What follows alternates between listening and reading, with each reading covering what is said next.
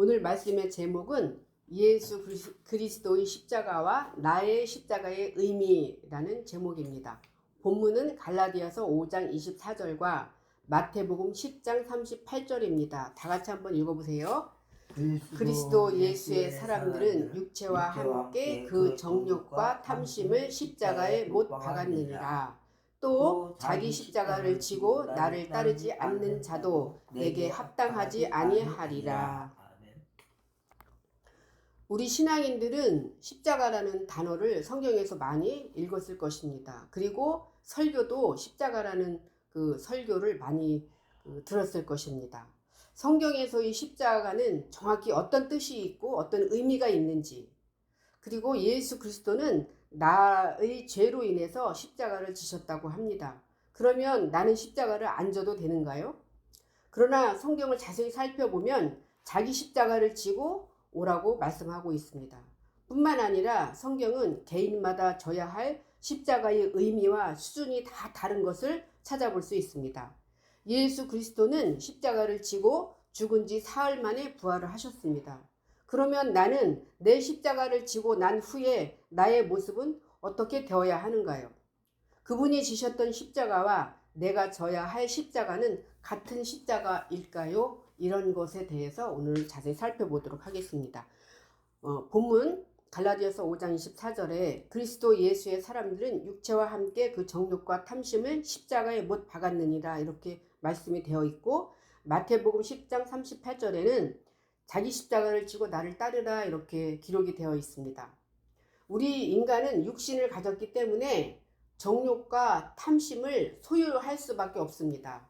즉 영적으로 하나님을 배우고 익히고 연결해서 내 호흡이 되어야 되는 것이 영의 목적입니다. 그런데 우리는 육을 가지고 있기 때문에 육적 욕심만을 위해서 우리는 정욕과 탐심을 십자가에 못 박지 못하는 경우가 많이 있습니다. 그래서 육신이 있기 때문에 정욕과 탐심을 영의 목적으로 바꾸는 것이 바로 십자가의 의미이다 이렇게 볼 수 있습니다. 십자가에 육신의 정욕과 탐심을 십자가에 못 박아야 할 이유가 있는데요. 그것은 요한 1서 2장 16절로 17절 한번 읽어보겠습니다. 이는 세상에 있는 모든 것이 육신의 정욕과 안목의 정욕과 이생의 자랑이니 다 아버지께로부터 온 것이 아니요 세상으로부터 온 것이라.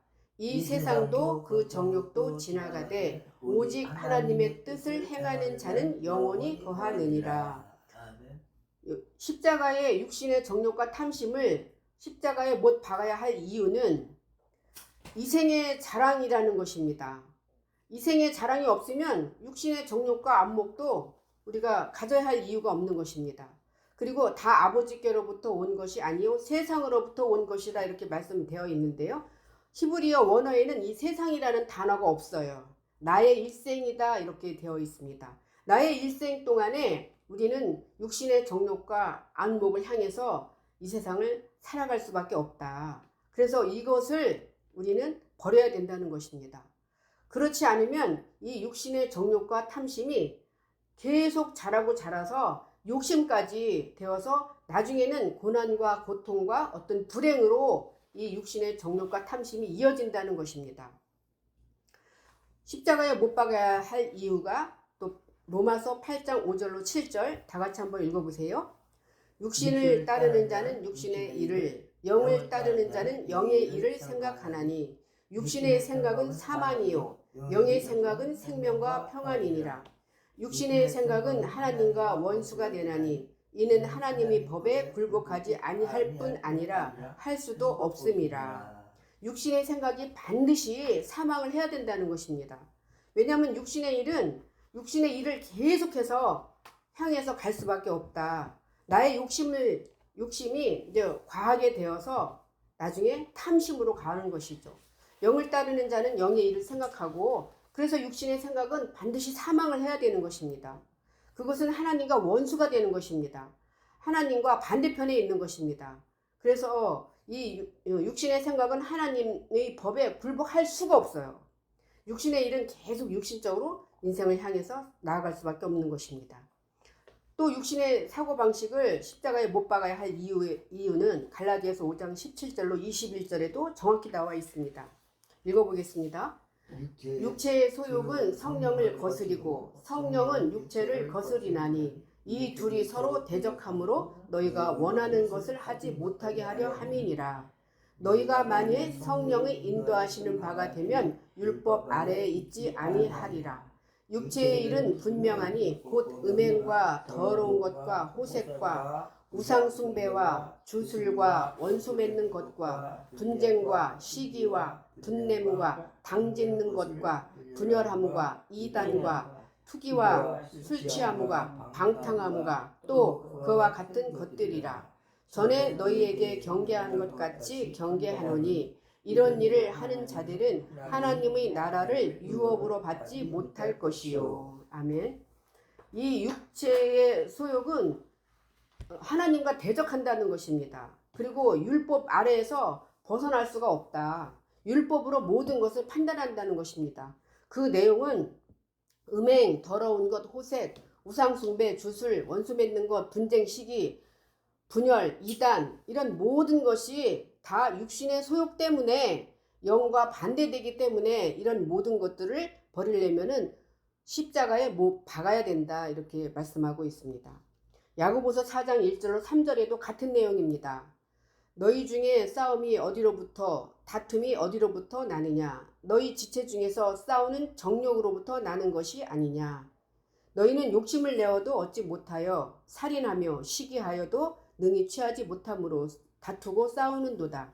너희가 얻지 못함은 구하지 아니하기 때문이요 구하여도 받지 못함은 정욕으로 쓰려고 잘못 구하기 때문이라. 아멘. 우리가 구하는 것 자체가 받지 못하는 것은 육신의 정욕을 위해서 우리가 구했기 때문에 받지 못하는 것이다. 하나님의 영적인 것을 십자가를 구하고 찾고 두드렸다면 영적인 것을 다 주신다는 것입니다. 그런데 육적인 것을 구했기 때문에 어느 것은 주시고 어느 것은 주시지 않는 것은 우리가 정욕으로 쓰려고 잘못 구했기 때문에 육신의 것을 구했기 때문에 이것은 줄 수가 없다. 받지 못하는 것이다. 이렇게 말씀하고 있습니다. 그동안 내가 구하고 찾고 두드렸던 것이 어떤 것이었는지요. 그리고 여기 십자가에 못 박았느니라 라고 말씀이 되어 있는데요. 여기 십자가라는 뜻은요. 하나님의 것을 책임지고 익혀서 하나님이 내 안에 예수 그리스도가 내 안에 오는 것이 십자가의 그 히브리어 원어의 뜻입니다. 그래서 이 십자가는 이제 헬라어에 와서는 어떤 뜻이 있냐면 소멸하다, 말뚝박다, 그리고 어근을 찾아가면 기둥이다, 자기 부인이다, 십자가다 라는 뜻이 있습니다. 그리고 구약에는 기도하다 라는 뜻이 있습니다. 그래서 이 십자가라는 정확한 의미는 나의 육적 사고를 소멸하고 말뚝박고 끝내는 곳입니다. 나의 육적 사고를 부인하는 곳입니다. 이제 나는 아니고 이제 내 안에 예수 그리스도만 있는 것입니다 라는 것이 십자가의 정확한 의미입니다. 다시 말씀드려서 하나님의 것을 책임지고 익혀서 예수 그리스도를 하나님을 내 안에 오게 하는 것이 십자가의 정확한 의미입니다. 그러면 예수 그리스도가 지신 십자가의 장소는 어디인가요? 그리고 지금은 이 십자가를 지는 장소가 없어졌는가요? 요한계시록 11장 8절 보겠습니다. 다 같이 한번 읽어보세요. 그들이 시체가 큰 성 길에 있으리니 그 성은 영적으로 하면 소돔이라고도 하고 애굽이라고도 하니 곧 그들의 주께서 십자가에 못 박히신 곳이라 이렇게 되어 있습니다. 소돔과 고모라, 애굽 이런 것은 뭐냐면 그 육적 사고로 자기 소견대로 신앙생활을 하는 것입니다. 즉 내 스스로 찾지 않고 주는 대로 어떤 스케줄대로 참여하는 것입니다. 교회에서 말씀을 들려주는 대로 듣는 것 이런 것도 다 여기 소돔과 고모라, 애굽에 속한 사고방식입니다. 내 스스로 구하고 찾고 두드려야 되는데 내 스스로 찾고 구하고 두드리지 않고 어떤 그 스케줄대로 주는 대로 참여하는 대로 신앙에 끌려가는 상태라고 하면 그것은 소돔과 애굽이 아직도 내 안에 있는 것입니다. 그래서 이 소돔과 그 애굽이 내 안에 있다고 하면 지금도 예수 그리스도를 계속 십자가에 못 박는 것입니다. 그래서 이것은 진행 중이에요. 끝난 게 아니에요. 그리고 자기 십자가를 지라고 정확히 말씀을 했는데요. 그럼 자기 십자가를 지라는 의미는 어떤 것인가? 로마서 6장 6절로 8절입니다. 다 같이 한번 천천히 읽어보겠습니다. 우리가 알거니와 우리의 옛사람이 예수와 함께 십자가에 못 박힌 것은 죄의 몸이 죽어 다시는 우리가 죄에게 종노릇 하지 아니하려 함이니 이는 죽은 자가 죄에서 벗어나 의롭다 하심을 얻었음이라. 만일 우리가 그리스도와 함께 죽었으면 또한 그와 함께 살 줄을 믿노니. 그래서 여기 십자가를 지고 따라오라는 것은 옛사람, 옛사고, 그것을 죽여야 된다. 그것은 제 몸이기 때문에 율법으로 맺어져 있고 욕심과 탐심, 정욕으로 그 소유하고 있는 그 옛사람, 그 사고 방식, 그것은 제 몸이기 때문에 그것은 반드시 십자가에 못 박아야 된다. 그래야지만이 그런 다음에 나를 따르라 이렇게 말씀하고 있습니다. 그리고 반드시 이 죄의 몸이 죽어야지만이 우리가 죄에서 벗어날 수가 있고요. 그 죄에서 벗어나야지만이 우리가 의롭다 칭함을 받을 수 있는 것입니다. 또한 십자가를 지라는 의미에 대해서 갈라디아서 2장 19절로 20절 다시 한번 읽어보겠습니다. 내가 율법으로 말미암아 율법에 대하여 죽었나니 이는 하나님에 대하여 살려 함이라. 내가 그리스도와 함께 십자가에 못 박혔나니 그런즉 이제는 내가 사는 것이 아니요 오직 내 안에 그리스도께서 사시는 것이라. 이제 내가 육체 가운데 사는 것은 나를 사랑하사 나를 위하여 자기 자신을 버리신 하나님의 아들을 믿는 믿음 안에서 사는 것이라. 내가 하나님의 은혜를 패하지 아니하노니 만일 의롭게 되는 것이 율법으로 말미암으면 그리스도께서 헛되이 죽으셨느니라. 아멘. 우리가 그 율법에 대하여 반드시 죽어야 되는 것입니다. 왜냐하면 이 율법은요, 내 육적 사고로 옳고 그름을 판단한다는 것입니다. 그런데 영적인 옳고 그름을 판단하려면 육적인 것이 끊어지고 영이신 예수 그리스도가 하나님이 내 안에 들어와야지만이 육적으로 옳고 그름을 판단할 수가 있는 것입니다. 그래서 반드시 육적으로 생각하는 율법은 죽어야 된다는 것입니다. 그래야만이 올바른 믿음으로 갈 수 있는 것입니다. 또 십자가를 지면 어떤 결과가 있는지, 왜 져야 하는 것인지 최종적인 결과를 한번 보겠습니다. 에베소서 2장 15절로 17절입니다. 법조문으로 된 계명의 율법을 폐하셨으니 이는 이 둘로 자기 안에서 한 새 사람을 지어 화평하게 하시고 또 십자가로 이 둘을 한 몸으로 하나님과 화목하게 하려 하심이라. 원수된 것을 십자가로 소멸하시고 또 오셔서 먼 데 있는 너희에게 평안을 전하시고 가까운 데 있는 자들에게 평안을 전하셨으니. 우리가 십자가를 지는 결과, 어떤 결과가 있느냐? 새 사람이 되는 것입니다. 예수 그리스도와 내가 한 몸이 하기 위해서 십자가를 져야 되는 것입니다. 예수 그리스도와 내가 한 몸이 되었다고 하면 율법이 폐허가 내 안에서 폐해졌고 내 안에서 평안하고 화목하게 신앙생활을 할 수 있는 것입니다. 그래서 싫고 나쁜 사람이 없는 것이죠. 내 안에 평안함으로써 모든 사람들이 다 이쁘고 그리고 즐겁고 신앙생활을 편안하게 할 수 있다. 그것이 십자가를 지은 사람의 결과인 것입니다. 누가복음 14장 27절에도 나오는데요. 누구든지 자기 십자가를 지고 나를 따르지 않는 자도 능히 내 제자가 되지 못하리라. 십자가를 지게 되면 예수 그리스도의 제자가 된다는 것입니다. 자기 십자가를 지지 않으면 예수 그리스도의 제자가 될 수 없는 것입니다. 또한 십자가를 지게 되면 어떠한 일이 우리에게 있는지 에베소서 4장 12절로 14절입니다. 다 같이 한번 읽어보겠습니다. 이는 성도를 온전하게 하여 봉사의 일을 하게 하며 그리스도의 몸을 세우려 하심이라. 우리가 다 하나님의 아들을 믿는 것과 아는 일에 하나가 되어 온전한 사람을 이루어 그리스도의 장성한 분량이 충만한 데까지 이르리니 이는 우리가 이제부터 어린아이가 되지 아니하여 사람이 속임수와 간사한 유혹에 빠져 온갖 교훈이 풍조에 밀려 요동하지 않게 하려 함이라. 아멘.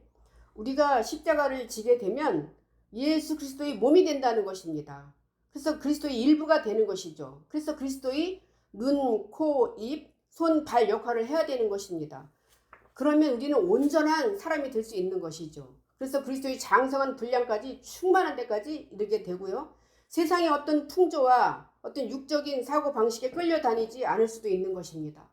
우리가 인생을 살아가다 보면 가끔 매스컴에서 이상한 집회에 쫓아다니는 사람들이 있어요. 이런 사람들은요, 아직은 어린아이이기 때문에 그렇다는 것이죠.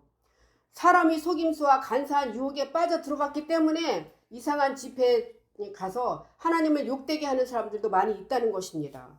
정확한 판단으로 흔들리지 않게 하려면 육의 사고 방식을 못 받고 끌려다니지 않으려면 영의 새로운 방식으로 우리가 새 생명으로 부활을 해야 되는 것입니다. 그래야만이 온갖 풍조에 요동하지 않게 될 수가 있는 것입니다. 그러면 십자가를 지고 난 후에 나의 모습은 어떻게 변화되어야 되는지 보겠습니다. 로마서 6장 4절에서 5절 한번 보겠습니다. 그러므로 우리가 그의 죽으심과 합하여 세례를 받음으로 그와 함께 장사되었나니 이는 아버지의 영광으로 말미암아 그리스도를 죽은 자 가운데서 살리심과 같이 우리로 또한 새 생명 가운데서 행하게 하려 함이라. 만일 우리가 그의 죽으심과 같은 모양으로 연합한 자가 되었으면 또한 그의 부활과 같은 모양으로 연합한 자도 되리라. 그러면 우리가 십자가를 진다는 것은 함께 세례받는 거예요. 함께 세례를 받게 되면 우리가 장사된 것과 같은 것이고요. 죽은 자 가운데서 우리가 부활한 겁니다. 예수 그리스도가 십자가에서 죽은 지 사흘 만에 부활했듯이 우리도 예수 그리스도와 함께 부활한 겁니다. 그것을 바로 세례받았다, 부활했다 라고 할 수 있습니다. 그것은요, 예수 그리스도가 나의 머리로 와야 되는 것입니다. 그러지 않으면 내 육적 사고로 말하고 행동할 수밖에 없는 것입니다. 에베소서 4장 15절 한번 보겠습니다. 오직 사랑 안에서 참된 것을 하여 범사에 그에게까지 자랄지라. 그는 머리니 곧 그리스도라. 그래서 내 머리가, 내 사상이 죽고 예수 그리스도의 사상, 예수 그리스도의 머리가 내 머리에 이식되는 것입니다. 그래서 내 DNA에서 예수 그리스도의 DNA까지 범사에 그에게까지 자랄지니다. 그래서 예수 그리스도의 머리가 나의 머리로 와야 돼요. 이분이 누구냐? 세례 요한이었어요. 세례 요한은 예수 그리스도의 머리가 세례 요한의 머리로 온 것을 의미하고 있습니다. 히브리서 1장 2절로 5절 나의 모습 또 한번 나오는데요. 한번 보겠습니다.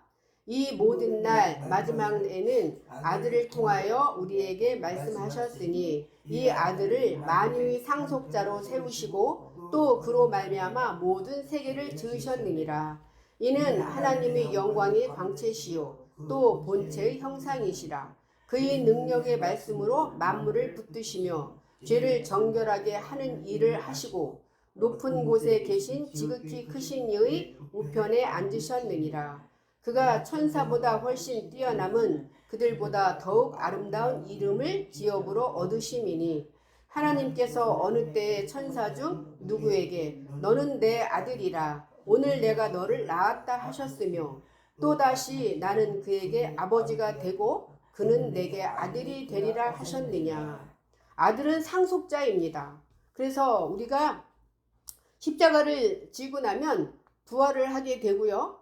아들로서 상속자가 되고 또 천사가 되어서 이 세상을 함께 만들어가는 것입니다. 그것은 하나님의 모양과 형상이 내가 회복되는 것입니다. 그래서 영광스러운 모습으로 우리가 살아갈 수 있는 것입니다. 이것이 하나님이 우리를 향한 십자가를 지라고 하신 이유인 것입니다. 결론을 보겠습니다. 신앙의 최종적인 목적은 십자가입니다. 십자가는 육을 가진 내가 나의 육적 사고를 버리는 것입니다. 창세기 1장 1절 베레시트가 내 안에 이루어지는 것이고 성경을 완성하는 것입니다. 나 또한 내가 내 십자가를 지게 되면 내 자신이 성경을 이루고 내 안에 성경을 완성하는 것입니다. 그것을 바로 하나님의 동역자다라고 말씀할 수 있고 같은 의미입니다. 그러기 위해서는 반드시 예수 그리스도가 나의 머리로 와야 되는 것입니다. 예수 그리스도가 지셨던 십자가와 내가 져야 할 십자가는 같은 의미이다라고 말씀드릴 수 있습니다. 말씀을 마치겠습니다.